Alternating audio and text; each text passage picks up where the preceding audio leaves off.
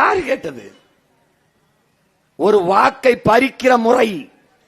5000 கொடுத்தால் எப்படியாவது பெண்கள் நமக்கு வாக்கு செலுத்தி விடுவார்கள் என்று இது என் குலப்பெண்களை அவமதிக்கிற ஒரு கேடுகட்ட ஒரு முறை. இது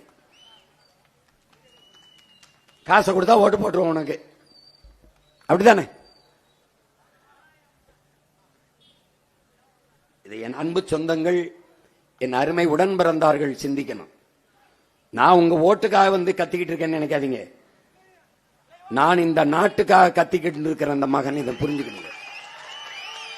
நான் இப்படி இருகையும் விரித்து கேட்பது உங்கள் வாழ்க்கை அல்ல, என் எதிர்கால தம்பி தங்கைகளின் வாழ்க்கையை என்பதை அறிவு சமூகம் ஆழ்ந்து சிந்திச்சு பார்க்கணும்.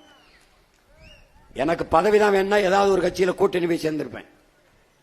பணம் தான் வேணா எனக்கு தான் ஆயிரக்கணக்கான கோடி தரேன்னு எனக்கு போய் சேர்ந்திருப்பேன். எனக்கு பணமா இனமா என்று இருக்கும்போது நான் பிறந்த பெருமை